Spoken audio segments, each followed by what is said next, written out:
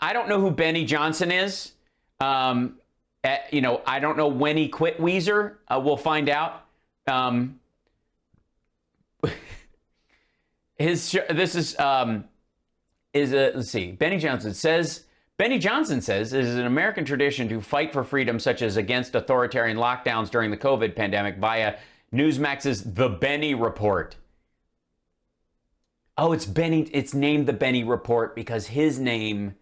Oh. Are Benny's followers crazy?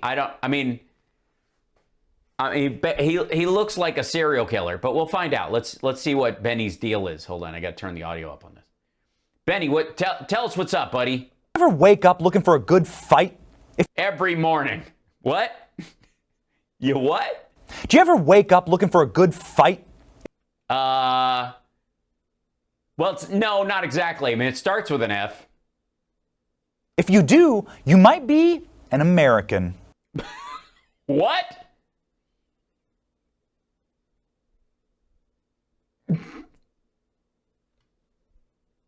Dude, you're never going to be able to sleep on a bed made of those things. It's a uniquely American tradition to fight.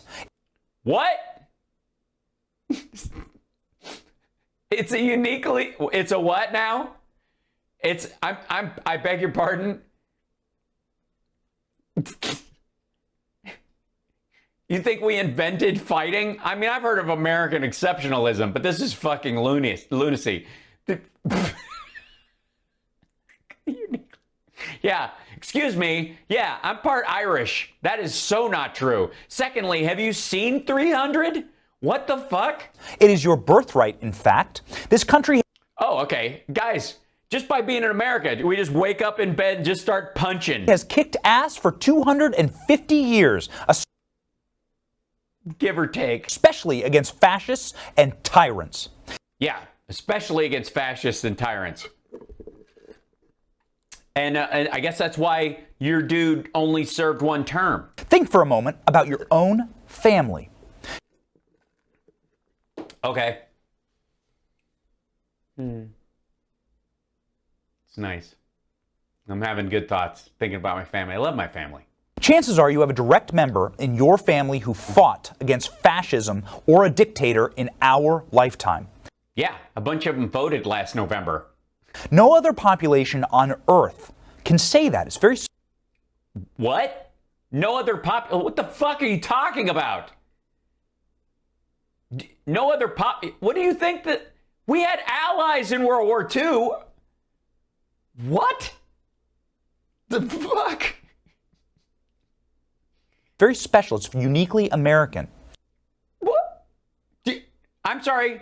Sorry, I feel like I have to apologize to the French resistance and the British and the Indian army that joined the British in fighting against the Nazis, the hundreds of thousands of Russians that died in the snow fighting the Germans. So who was it? Who was it? I don't know. Who was it? Who? On the screen, you will see Mark and Sean Riley, American badasses. Mark and Sean are my brothers-in-law. Both volunteered to fight for their country in war. Did you? Time. Both deployed to Iraq and Afghanistan. Mark remains in service to his country to this day. Mark, if you are watching right now, we are praying for you and your family. Sean guarded some... Oh, for his safety over there? Yes, we appreciate his service. Some of the most dangerous terrorists on the planet in Guantanamo Bay. After the Army, Sean went on to work with other dangerous bearded people who plot to destroy America every day. University professors. I see. All right, good. All right, so you wake up every morning fighting, using soldiers to fight people who are simply have ideas different than your... What? Sean has a doctorate now. Who knows? With that... Wait a minute. He's got a doctorate? You mean he could be he'll be teaching soon? Pedigree, he might even become First Lady one day. Just ask. What? Sean has a doctorate now. Who knows? With that pedigree, he might even become First Lady one day. Just ask Jill Biden. Are you outing your brother-in-law as trans? And what? What? I think, by the way, Tucker Carlson, you're on notice. Benny Johnson is giving you a run for your money in the disjointed, jumbled thoughts as an opener competition. What? So say it with me. Si se puede. The future is ours. Thank you. Sean, what language was she speaking there? You're a doctor. Only Aristotle would know. If you are an American, you have warriors in your family. I do. Fight in your blood. Did your... Well, the idea is so that we can have a peaceful society where not everyone's fighting all the time. We're not a warlord society. We're not descendants of the fucking Mongolian army. What kind of macho bullshit is this? Did your grandparents serve in World War II or Korea? Yes, they did. Korea? Chances are they did. Mine did. You can see Dapper Papa on the screen right over there. Millions of Americans volunteered to combat evil in that era. D-Day in Iwo Jima. You don't get braver than that. Unless, of course, you were your grandparents' parents fighting in the Argonne, the deadliest battle in America. Oh, so... all right, never mind. Well, I don't know what the hell. American history. Yeah, we're not Klingons, right? 26,000 Americans lost their lives in this single, tragically forgotten World War I battle. It was hell on earth. Look at it. More artillery was fired in a day during this battle than in the entire Civil War. And you just made fun of her for mispronouncing se puede? That was at least another language. Dude, if you're going to set the bar where someone mispronounces a language that is not their own, then the bar is set high at least as high as getting every word of your own language right, I think, right? The World War I generation would know a thing or two about the Civil War. 500,000 of their parents died in it so that Americans could live free. Well, no. 250,000 died so that Americans could live free. The other quarter died so that they wouldn't. That's what made it a civil war, asshole. This was the bravest generation since their parents who fought to the last man at the Alamo. And their parents before them who fought to free America from British tyranny. You know who did the majority of the fighting in the Revolutionary War? My great aunt. Fun fact. Militias.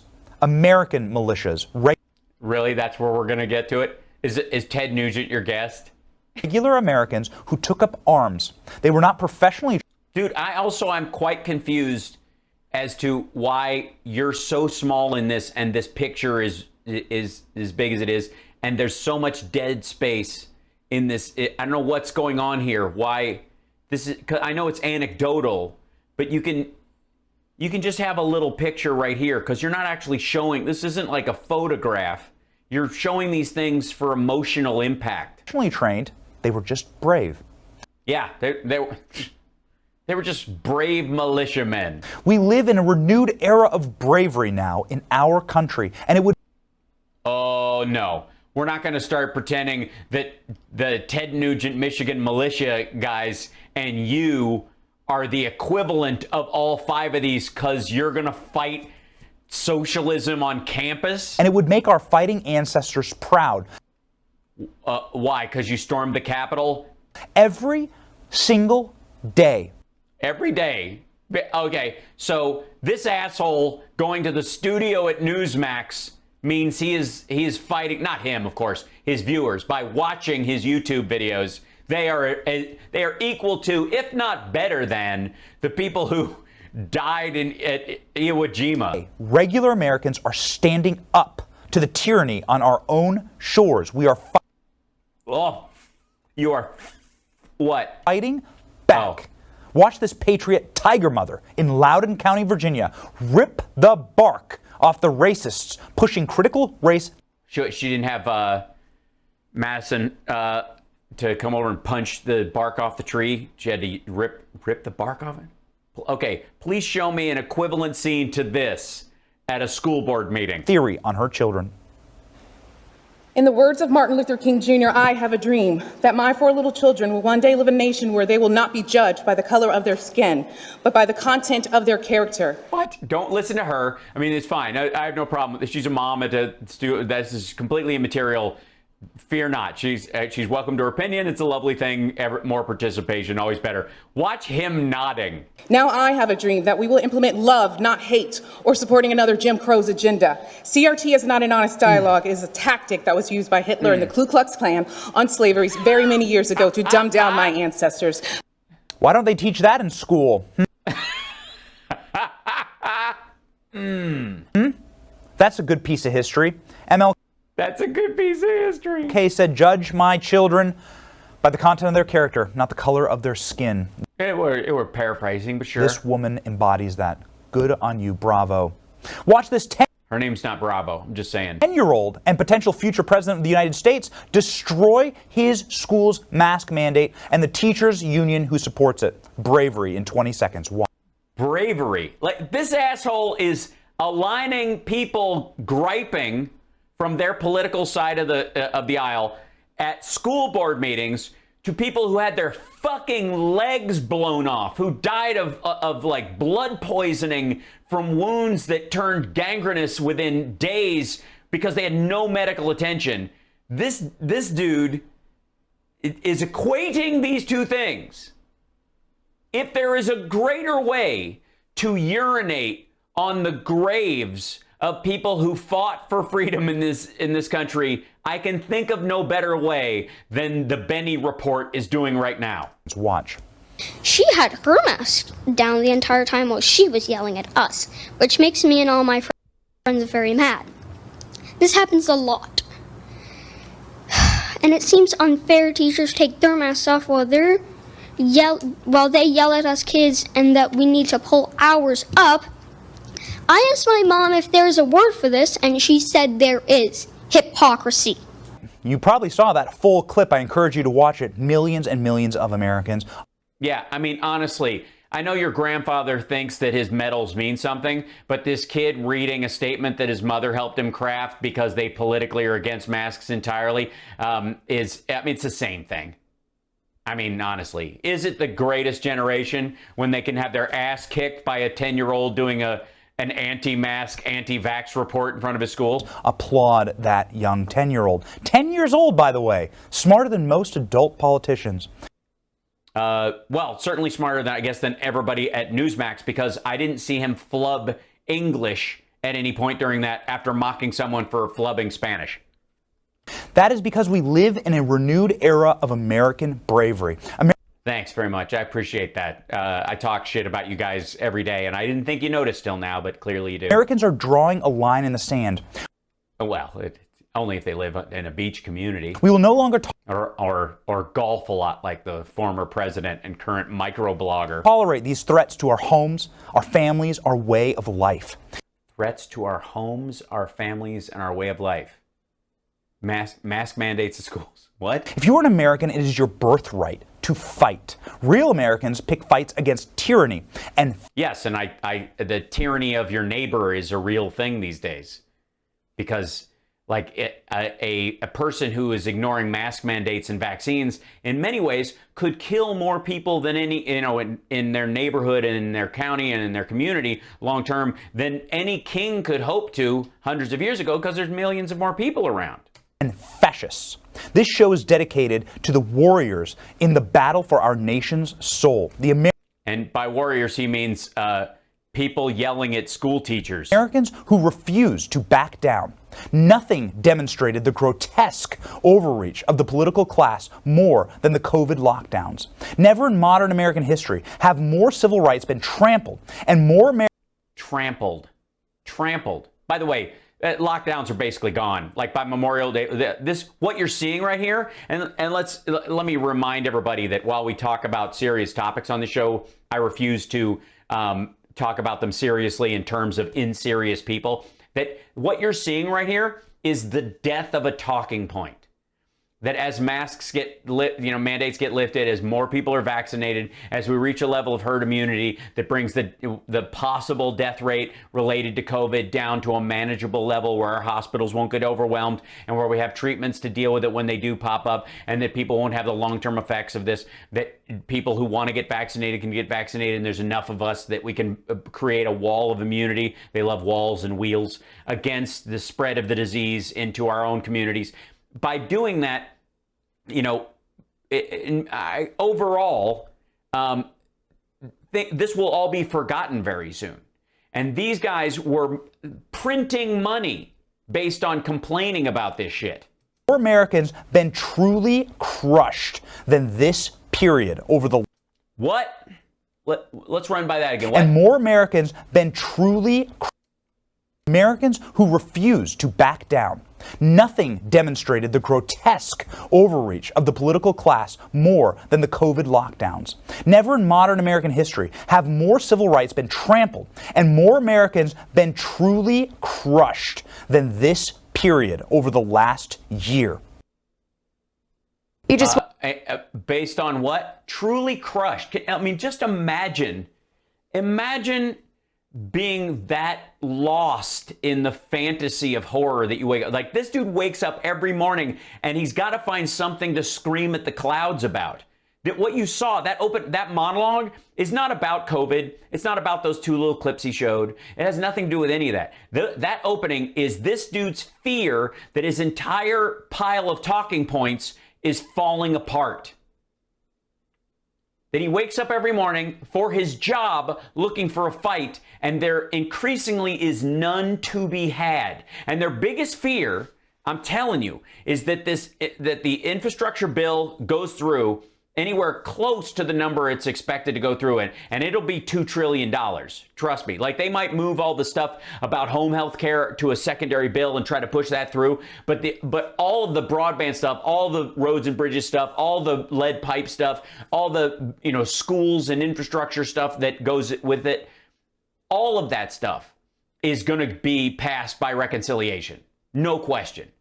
And it's going to be a fucking nightmare come 2022 for them, because it's all, when the federal government spends $1, it results in $7 spending in the private economy, because they spend it there. People move in, they start doing work on something, they buy snacks nearby with their paycheck, and then that rolls in and expands it, and people can borrow money. People start building their business out. That expands the economy even more. And what it'll be is, in 2022, they're going to be running against just the beginning of the impact that the infrastructure bill will do and the rescue package has had. Because by this fall, it's going to be like, COVID who? That guy's monologue. That's very indicative of what these guys are going through every single day. Because they're having a hell of a time. Like, I've never run out of shit to laugh about. The only time I have a hard time doing this show is when I find stuff that's so serious I don't want to get caught up into it, because I choose to do something else here. Not that things can't be discussed here that are very serious. I believe we can, and we have. But the importance of this show is that we take a break from that and we laugh wholeheartedly and experience the ridiculousness. And of course, quite frankly, tear up the paper tiger of their argument all the time in a fun-filled way. Not morose and angry and broken and bitter and all that shit, right? So, okay. So anyways, that's America's Warriors, man. Okay. This is Newsmax. The beta male administration, Rob Schmidt's perspective. And by the way, for the record, when it comes to beta mailing, there are few examples better than this situation here. This dude is full on metrosexualing. He is dressed like Matt Gaetz' stunt double. He's got tapered dress slacks. He's got a square, a flat pocket square instead of pointy, so it's not executive. That's second tier. That's if you have a pointy pocket square, that means you're the dude in charge. Flat means you work there. Beta, and then he's wearing a blue tie, like that blends with his own fucking set. Where's the red tie? Where's your power tie? You're gonna do a segment on beta males, and you're going to dress beta. Honest to God. Just on principle, this falls apart. Now, I don't know, quite frankly. By the way, UFOs is not what they're called. Somebody in the chat was mentioning, it's not about UFOs. Have a nice day. It's now UAPs, unidentified aerial phenomenon. Phenomena. Again, if you're going to call people out for being betas, you can't dress like one and act like one and line up to be one. He is a beta male. It's a visual ad. Yeah, right. He looks like Matt Lauer with hair. That's interesting. Tonight, some perspective in the. Oh, we got to turn this up a little bit. Okay, yeah, give us some perspective, man. Come on. I mean, we all need perspective. Who needs facts when you can have Rob Schmidt tell us how things are, kinda? History of Joe Biden's poll numbers. 10 days ago. The history of Joe Biden's poll numbers. The Associated Press. Hold on, this is spiking in audio. Had Biden with a 63% approval rating. 63. Trafalgar this week had him at 48%. Oh, Trafalgar did? Really? Trafalgar did. That's interesting. Why'd you pick that one then? Average it out. Did Trafalgar have him at 63% ever? Biden is probably somewhere in the mid-50s by most of Yeah. Now, this is a number that Trump never got above. These polling standards, if you trust them. All things. Yeah, well, I mean, why would you trust him? But if you're not going to trust him, trust the lowest one. Things considered, even 48 would be far better than this president deserves. And that's the point Is that your perspective? that I want to make tonight. That the majority of Americans are liars or have a distorted view of reality? By almost any measure, the first few months of this presidency has been a disaster. As big as a Really? It's a pretty ginormous package he got through, bigger than any package Trump ever did. accomplishment really isn't even his own. A COVID vaccine and the pandemic fading away just as he entered office. What incredible timing. You'd kill for that kind of timing. Would you?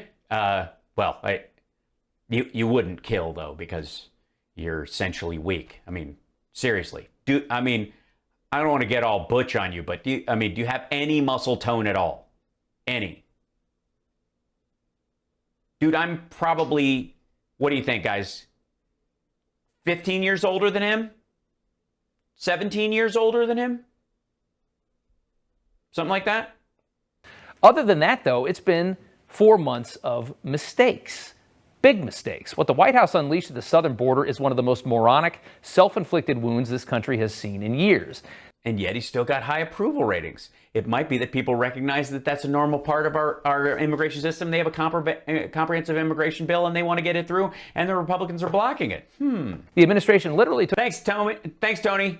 a situation very much under control and caused a full-blown, wide-scale disaster just to virtue signal to the open border left flank of the Democrats. Well, I have a question. How do you virtue signal to the open border crowd by literally having your border czar come out and say, the border is not open in English and Spanish? The Democrat Party. It is so nonsensical. It's painful. Nobody can... It might be what's painful, what might be giving you a brain cramp is your inability to comprehend reality.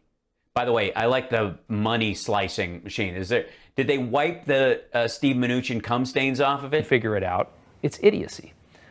Biden's economic policies have been just as bad, printing off trillions of dollars, sending out money, having a clearly negative impact. The cost of everything clearly is going up, and it's going. The cost of everything. Well, let's see. That's a big thing. I need to check this. 1 second. Okay. Inflation, consumer. Let's see. I guess it would be the consumer price index. Price index. Oh no, I don't want the definition of it. I want there's a calculator, Bureau of Labor Statistics. There's see, January. Okay, let's see. Let's go back to January of 2020. Calculate. Oh, sorry. Let's see. Something that costs $1.25. Whoops. No. $1.20. Something that costs $1.25. So bread has gone up 4 cents. This is, by the way, this is the, hold on one second. This is the CPI inflation calculator right here. $1.25 in January 2020 will buy you what $1.29 will buy you right now. Let's see, shop white bread is 99 cents. Okay, 0.99 cents. $1.02. That's weird because Stop and Shop bread is always 99 cents. So you're making money on the deal now? The regular cost of goods has gone up, but you've still got a price at 99 cents? That's fascinating. Let's see, let's go with something he'll understand. $5. Something that costs $5 costs $5.18 right now. In general. There is, and that's, I guess, across the board as a dollar point in the year. Now, here's the question, I guess. Let's see. Let's go from 2019 to 2020. Calculate. So it went up 2 cents in that time. It's gone up 4 cents in the time before. How about 2018 to 2019? $1.25. Oh, that's weird. So it was actually higher the year before COVID, which means that inflation slowed down during COVID artificially. So people are making up some amount of that money. So 2018 to 2019 went up 4 cents. Let's see, what about 2017 to 2018? Calculate. Oh, hey, same amount. So 2017 to 2018, if you're buying something that was $1.25, it cost you $1.29 year after year. And then we got to 2019 to 2020, and it slowed down. Something happened between this and April in particular of 2020 that slowed down inflation by 2 cents in this. Isn't that interesting? And then you go to 2020 to 2021, calculate the same thing, and it goes back to normal. What do you know? Oh my God. It's almost as if inflation doubled in a year when it really just went to the exact same rate it had been in each year before COVID. Isn't that funny? Oh, it's adorable. Just going by these numbers. All right, so here we go. It's going up. It couldn't possibly be that people who are selling shit still have supply chain issues and are selling at a price to make up for all that they lost during it. Right. Fast. Your paycheck will likely feel like a lot less very soon. Oh, yeah? You mean it doesn't right now, but it will soon because you're warning us about how things are going? We also have a nice disaster in the Middle East now. Thankfully, a I was about to say. ceasefire tonight. Let's hope. Thankfully, a ceasefire tonight. So you're basically saying that the ceasefire was the problem? It seemed like he was going, we have a disaster in the Middle East with this whole ceasefire nonsense. Hope it holds. They tend to not. They tend to not? Oh, well, then is it anybody's fault if it does hold? If they tend to not? I mean, Biden's only been president for about 130 days or so. So they tend to not. Regardless, groups like Hamas, countries like Iran and Russia, now emboldened by this beta male administration, everybody. Yeah, is that what they are? Because it's weird because they did unconditionally surrender and they are in negotiations. And Russia did pull its troops back from the edge of Ukraine. Knows will never respond to aggression. People know it. And that's why they love Biden in the White House. This is why so much of the world hated Trump in the White House. So is that why they hated him? Or is it because he was an asshole and pushed people out of the way to get in front of the line for a picture or would wander off stage at NATO events? Why the solid poll numbers? Well, because Biden says and does exactly what a president is supposed to. When Trump You mean like he cares about all the voters, even the ones who didn't vote for him, and that kind of awful shit? came into office, he saw the disaster that is Washington. He made bold moves to fix a system that only works for itself. A system that spends $1.9 billion with a B to secure the Capitol after January 6th, but yawned last summer as rioters tore up American cities and your businesses. Well, who was president when that happened? Who was the head of the federal government last year? Because I'm curious about what the Biden administration would have done in terms of National Guard troops, or even if they would have had many of those problems had they been held from a leadership standpoint differently by the person in the White House. There's nothing the administration could have done to stop Chauvin from doing what he did to George Floyd. But there is certainly a difference in how people react and whether or not they feel like they're being heard or whether there's actually any meaningful reform that could possibly happen, depending on who's in the White House. And who was it that yawned through all that? Who was it that just held off, well, I don't know, let them burn for a while? They only care about themselves. And that's what... Who's they? Who's they, asshole? We have a representative government. These are people voted in by the voters, by people all over this country, including the Republicans, whom you constantly fillet. Trump knew. Trump's crusade to fix Washington was precisely what led to his demise. Is it? Really? Oh, that's what he was trying to fix Washington when he called the Ukrainian president and tried to manipulate him into finding dirt on Biden so that he could beat him unfairly. And it led to his demise in the second impeachment because he was trying to fight how government works by inciting a bunch of people to charge into the Capitol and kill people. Washington does not want to be fixed. And the powerful union of D.C. lobbyists, politicians, and the media managed to change the public's view of a naive Trump administration into a full-scale disaster. When you look back on just the policy, I don't know. Trump administration was an incredible success by the standards of Republicans, of course, but also of moderates and even moderate Democrats. Really? It was? Then why was he so soundly trounced? No wars, a secure border. No wars. A strong economy, incredible wage growth. How the hell do you lose when you do those things? Because it happened in spite of you, not because of you, because the border being as strong as it was largely because of the COVID impact. That's what brought it down. The previous administration actually deported more people than the Trump administration did. Well, I mean, that's just that part. The economy, of course, was already on a trajectory after the healing from 2008 that was improving over time. And the only thing that made it come to a slow and actually started us into a recession a year ago, February, was policies by that president and the fact that he had a giant tax cut that wasn't paid for. Well, the phony outrage being blasted out by Democrats and the media every single day made Americans forget all of that.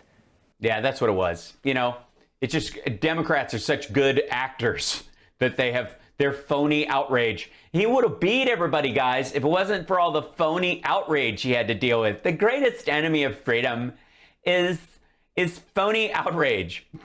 If you can lose because of phony outrage, is there a more beta thing in the world? And just focus on tweets. Trump and Biden's poll numbers. Oh, they didn't just focus on tweets. After a while, he couldn't even tweet. Are proof of just how ugly Washington, D.C. really is. Time now for a special edition of News from the Left. The Cuomo brothers are making headlines again. The Washington Post reporting CNN's Chris Cuomo took part in a series of strategy calls, advising his brother, embattled New York Governor Andrew Cuomo, on how to respond to sexual harassment allegations, according to that report. The cable news anchor. Okay, so just for the record, Newsmax is quoting an article from the Washington Post that outs these two guys as coordinating. One in the media, one in the governor's mansion, them talking about things. This is the Washington Post, Democracy Dies in Darkness, the mainstream media, the failing Washington Post that Trump hated and vilified is the source by which Newsmax is getting its news, just for the record. News anchor encouraged his brother to take a defiant position but not resign from the governor's office. At one point, he used the phrase cancel culture as a reason to hold firm in the face of the allegations. And here to discuss this and more is Alex Marlow, editor-in-chief of Breitbart News. And I'm sorry, you couldn't get anyone from WAPO? By the way, can somebody ask him if Alex, if he has any copies of his book left over?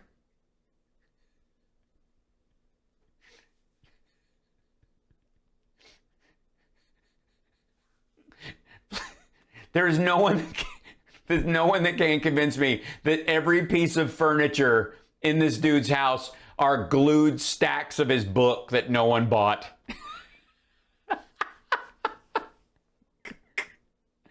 There's a certain point where, folks, this is not flattering. Alex, dude, one copy and bookshelves. You look like you are in the hell of unbought books.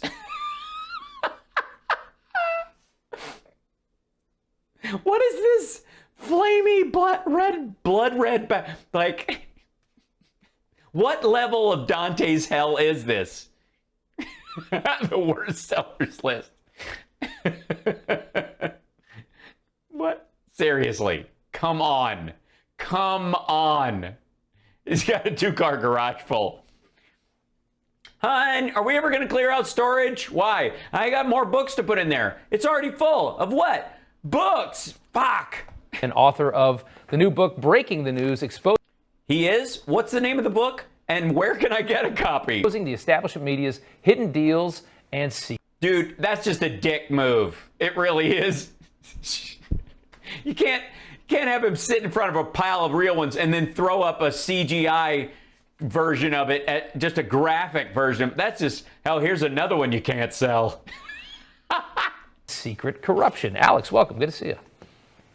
It's great to be here. Thanks for having me. Of course, yeah. So absolutely. So, hey, you got any copies of your book lying around? I'm kidding. I'm fucking with you. Beta. Cuomo apologized during... By the way, are they all wearing beta colors today? Is it all... he's very partial to the periwinkle blue. ...show tonight, saying he's in a unique position as a journalist and brother of a politician, that he put his colleagues at CNN in a bad spot, promise it'll never happen again. What's your take on all this? Yeah, it's silly we were even expecting... I haven't yet, Amy, but I still have mail being forwarded. I will let you know when I do. Thank you. Anything less. Of course, Chris Cuomo was involved with Andrew Cuomo's response. Yeah. And the fact that anyone thought that maybe he'd get disciplined by... I can't get over this fucking background. What the hell is going on? Where is he? Is he at his own book burning? CNN is just living in a dream world now. I break down the Cuomo's relationship in the book as it happened. Really? Damn. So if only people had bought it and read it. And I recall how... The nice thing is that it's really easy in his house to change a light bulb because you have plenty of shit to stand on. He's in his garage. If he is, he's going to, like, die of fumes. Chris used to do... This looks like a scene out of... like a mid-70s horror film. Prop comedy on his prime... Or Mandy. ...time show with his brother Andrew during the middle of the pandemic. Meanwhile, Andrew was sending all these elderly folks essentially to die in the nursing home, getting crammed in with sick coronavirus patients. And CNN was laughing about it. Remember, they had the giant Q-tips, the oversized Q-tips to make fun of the coronavirus test. Yeah, that was hilarious in retrospect. Yeah. Chris is still on the air, and he'll be on the air as long as Jeff Zucker likes what he's doing. Yeah. Yeah, totally. And you know who's not on the air and not selling books? Yeah, it's very true. You make a good point. Yeah, man. I mean, dude, it's totally, like, I would totally beta you to you, brother. Point. Next up, over at Fox, Geraldo Rivera got in yet another on-air clash with Dan Bongino. It's happened more than... Bongino. This is the second time he's called him a punk. Once. This last night when talking about the Israeli-Palestinian... the devil's advocate. Oh, I got so many names. Oh. Conflict. Take a look. Stop attacking it on the police thing. Address the issue. Do you have the guts to address the issue and not address it? This is not about me. You didn't come on this show to attack me. I'm sick of you, Bongino. I'm sick of you. That are absolutely out. Let him talk. I mean, remember when the first time Geraldo called Bongino a punk, and Bongino's response was, "You wouldn't call me that to my face. You wouldn't call me that to my face." It's like now it's like Geraldo's favorite thing is just calling him a punk. I mean, both of them are pitiful, but I think it's kind of amazing. Uncontrolled lunatic. Geraldo, I'm sorry, let him talk. because you can't go on the air. I'm an out-of-control Can you lunatic. calm down? Yeah, you really need to calm down. I'm a 10-time Emmy winner Maybe with try deep a experience meditation in the Middle East. Right, Have you ever even been there?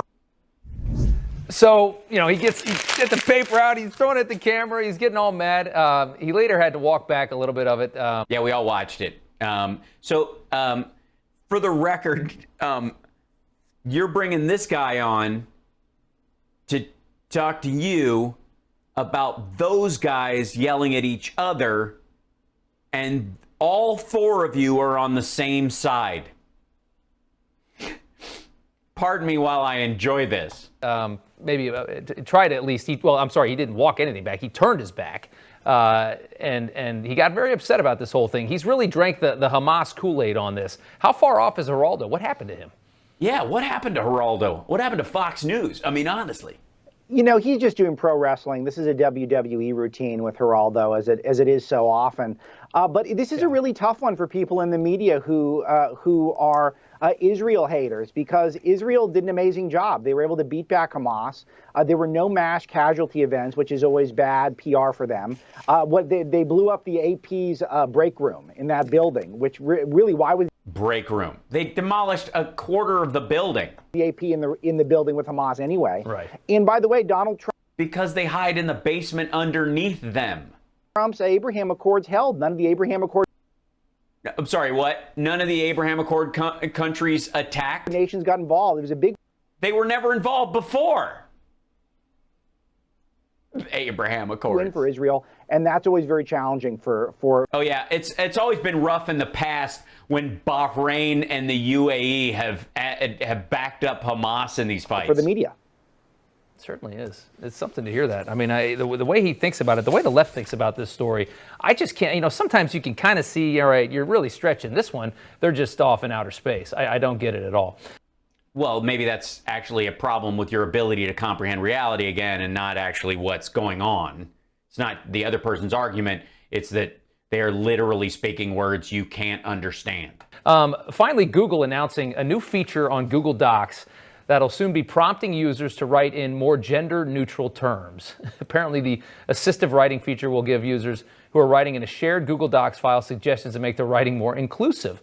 So I want you to kind of help me with the grammar here. How are we now supposed to say or write, he is talking to her? What would... By writing, he is talking to her, because you're talking about direct people. In this particular situation, they're talking about using the phrase chairman as opposed to chairperson in generic terms. It will suggest it if there actually is a chairman and he's addressed as the chairman in your particular organization, you just go, no, thank you. Or you don't turn it on. It's also an option. But companies can use it if they want to use it. But again, the tyranny of options seems to be the big fear. What would that look like? I have no idea. I don't know. I mean, I had a word processor when I did my book, and it didn't help. If everyone wants to call me His Majesty, I'll take that, or His Highness. Those are good ones for me. It can't be his, though. They's not with him. No. I mean, you can still say His Majesty and Her Majesty if that pertains to the right pronouns of who you're speaking to, obviously. If you're saying that he's not, his pronouns aren't he, him, and his, I mean, did you guys have this conversation before the show started? I haven't checked his Twitter bio. Are they in there? His Majesty. I don't. No, but I get to choose. But yeah, His Majesty is fine. No, this is all anti-science, and it's designed to create confusion. This is calling. How is it anti-science to call someone a chairperson, or have a chairperson when it's sometimes a man and sometimes a woman, so you leave the role neutral in your description in the organization?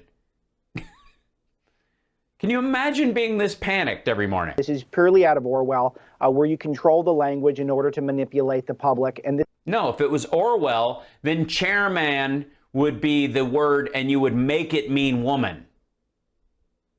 You would say chairman now means females, and chairwoman means males, because that is a decree. That's the Orwellian thing, where you make the word you force it to mean something else instead of offer alternative words. There's no point in 1984 where Big Brother went, it'd be nice if you're also talking to some other folks if you added this kind of, just broader, more like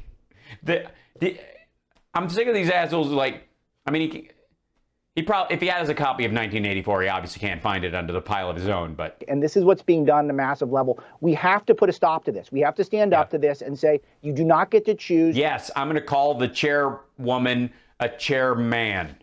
If you are one person, you don't get plural pronouns. Until we start doing that, we're going to continue to have an. Well, they and them isn't a plural pronoun. It's a when you don't know. If they find this person, then hopefully they will be able to put them in prison, because I don't know. The they, them is I don't know. I don't have any awareness of. And if somebody's doing it because their gender is flexible or because it alternates, then you use they, them with them because at any given time they don't have one in particular. You're not using it in the plural. You're using it in the non-descriptor form. That's what they, them means. And by the way, I still don't buy into the gender pronoun aspect of things. I find it is actually anti-trans and hyper-descriptive and gives descriptive words more power than they actually deserve. A description is not a definition. A definition is an is. A description is it is a like. So there you go. An insane society. Yeah. Well, I mean, you would know you currently live in hell. Absolutely, yeah. Alex. Yeah, absolutely. So true. So true. Alex, go get a fire extinguisher and put your books out, bruh. Marlow, is the editor-in-chief of Breitbart News. It's always good to see you. Thanks so much. All right, take care. Do you see him just beta that other dude? Bro, it's so sweet. Man.